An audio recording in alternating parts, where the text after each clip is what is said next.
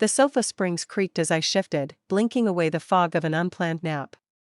Late afternoon sunlight slanted through the blinds, striping the carpet in gold. The house hummed with silence, no TV, no footsteps, just the distant tick of the kitchen clock. Then, a soft whine. Our dog, Milo, nudged my dangling hand with his wet nose, his ears twitching toward the hallway. Strange, he usually slept sprawled beside Mark's home office chair, loyal as a shadow. I sat up, rubbing my stiff neck. The air smelled faintly of citrus cleaner, and something else.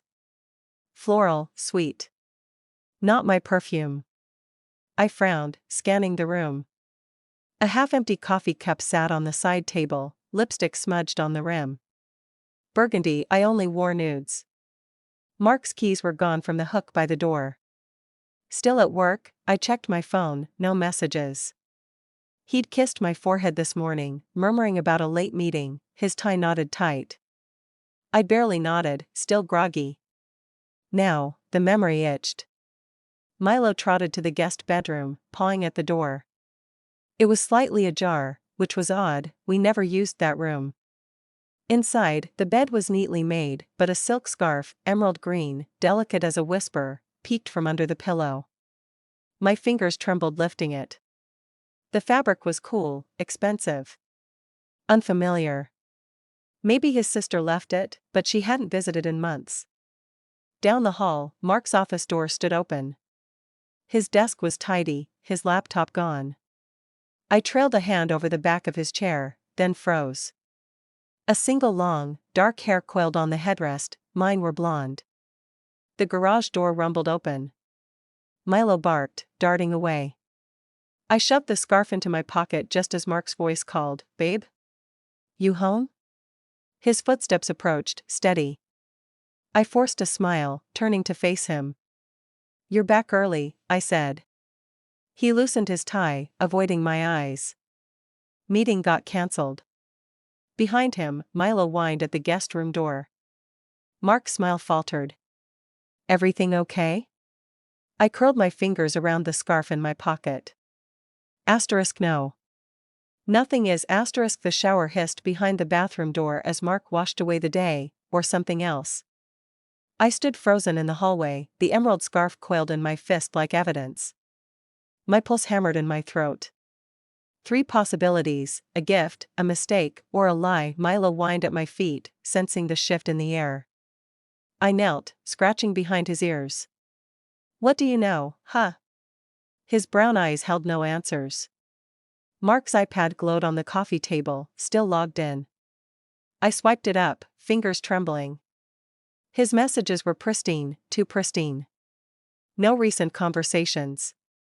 But the Notes app held a draft. "Lena, meet me at the usual spot. 8 p.m. Sent to no one. A saved thought. A secret." The shower cut off. I snapped a photo of the note with my phone just as Milo's claws clicked toward the bathroom. I dropped the iPad back into place, the scarf still burning a hole in my pocket. Mark emerged, towel slung low, hair dripping. "You okay?" He reached for me, but I sidestepped, pretending to adjust the thermostat. "Fine. Just tired." My voice sounded foreign. "How was your meeting?" His gaze flicked to his phone charging on the counter. "Productive. Got the Thompson account finalized." A lie. I'd called his office at 4 p.m., his secretary said he'd left at noon. I forced a smile. Great. That night, I waited until his breathing deepened into sleep before sliding his wallet from his jeans. A crumpled receipt from the Oak Lounge, 2 glasses of Merlot, charged yesterday at 8:15 p.m. The same time as his draft to Lena. My stomach twisted. I'd been home, eating leftover pasta in front of the TV, while he was across town with her. I crept to the guest room, the scarf now a living thing in my hands. The closet was mostly empty, extra blankets, a suitcase. But tucked behind a shoebox, I found a small velvet pouch. Inside, a silver pendant with an engraved L. The floor creaked. Mark stood in the doorway, silhouetted by the hall light. "Looking for something?" His voice was calm, but his jaw was tight. I clutched the pendant. Who's Lena? Silence stretched between us, thick as fog. Then, the dog barked, sharp, urgent, from the front door. Someone was outside. The doorbell rang again, 3 sharp chimes that sliced through the silence like a blade. Mark didn't move. His eyes stayed locked on mine, the pendant glinting between my fingers like a dare. Milo's barking turned frantic. Expecting someone? I asked, my voice steadier than I felt.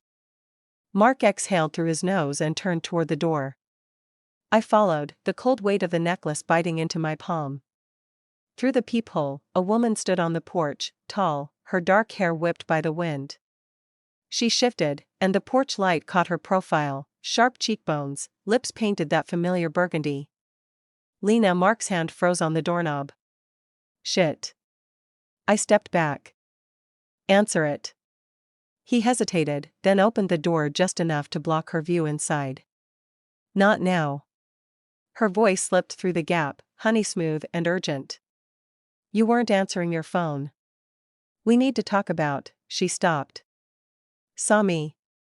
The air thickened. I held up the pendant. Is this yours? Lena's gaze flicked to Mark, then back to me. Her throat worked.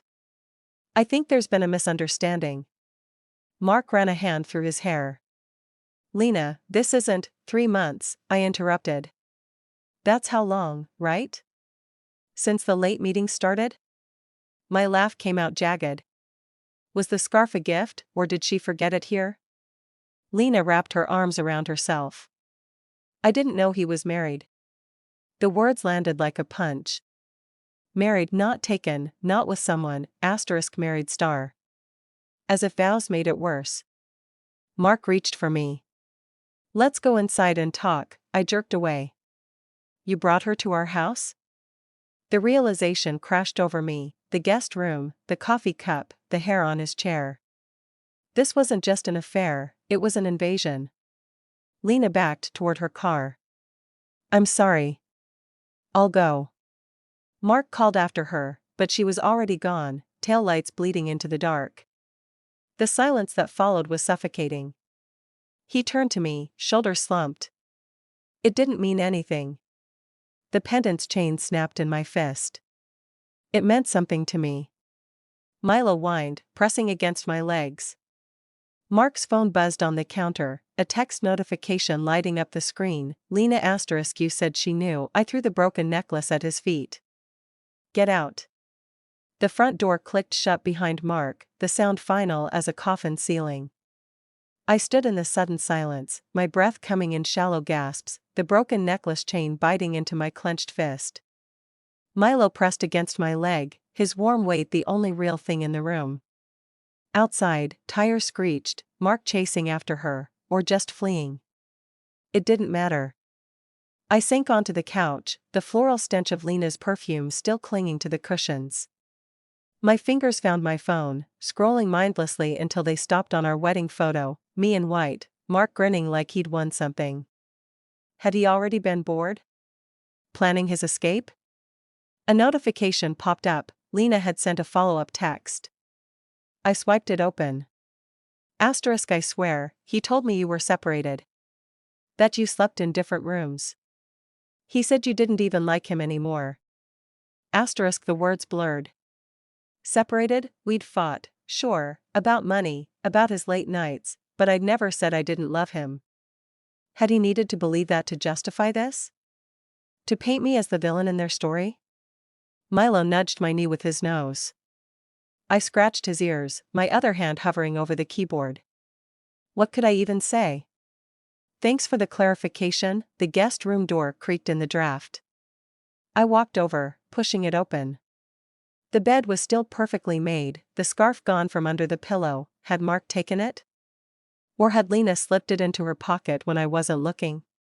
I yanked the sheets off in one furious motion. A slip of paper fluttered to the floor, a receipt from a hotel downtown, dated 2 weeks ago. * king bed. Room service. Champagne. * my stomach turned. They'd been here. In our house. In this bed. I pulled out my suitcase.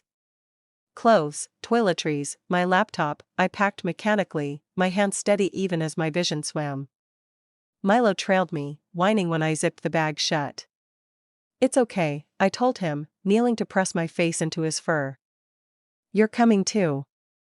The last thing I grabbed was the wedding photo. Not to keep, just to remember the man I'd thought he was. Keys in hand, I paused at the threshold. The house looked the same as always, sunlight on the hardwood, the faint smell of coffee. It could have been any other morning. Then the door closed behind me.